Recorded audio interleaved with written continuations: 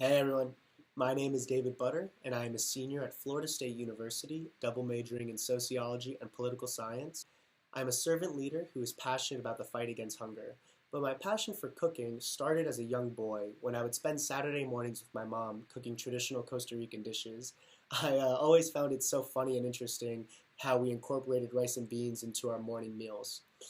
When I began high school, my passion for cooking transitioned into a passion for health and nutrition because as a cross-country runner, I was always focused on putting the optimal nutrients into my body to perform best on race day. I began volunteering in high school, but when I came to college, my passion for community service and working in the public sector became a part of me because I enjoyed so much watching people succeed and thrive. I began working with Second Harvest during my first semester at FSU, and then I spread my fight against hunger to all levels, ranging from locally here in Leon County all the way up to research at the national level. My proudest and most impactful achievement as a social change agent is the statewide community service project I created and founded called Taz for a Cause.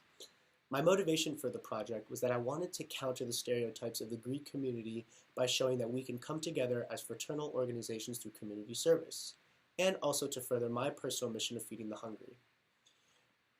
The began in April when I presented the idea of a statewide volunteer project to the 6 other Alpha Tau Omega member chapters in Florida.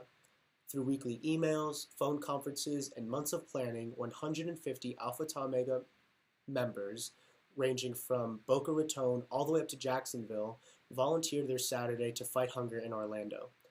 I arranged transportation and logistical schedules for each chapter. I approached my board of trustees to sponsor a 36-passenger coach bus. I maintained weekly contact with the 4 nonprofit agencies to ensure our event was on schedule. I recruited volunteers from my chapter and gave tips to the other chapters about how they could rally their members most effectively.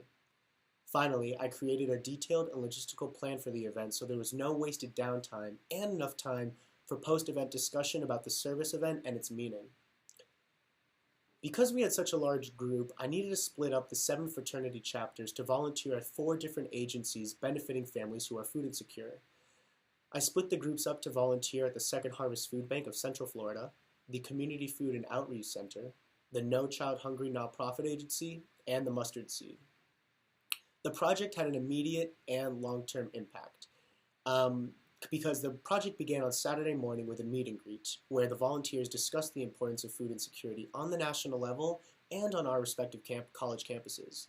And this also gave the volunteers the opportunity to meet fellow ATO members from across the state, which was a really cool experience for us. Following our meet and greet, pairs of chapters dispersed to 4 nearby agencies and sorted hundreds of pounds of food, served meals to families, and organized household weekend boxes.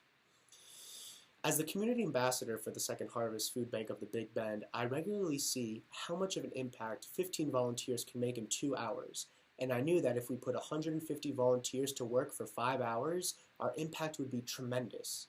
We went beyond our tasks that the agency assigned us and were able to do more work because of the manpower we had. Little did I know that in April, when I presented the idea of a volunteer project to the 6 other ATO chapters in Florida, it would become a reality.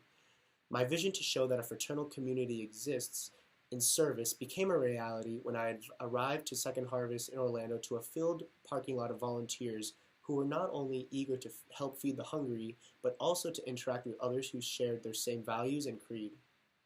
Our time in Orlando was a success. I countered stereotypes of the Greek community by showing that we could come together through service, and I furthered my personal mission of feeding the hungry.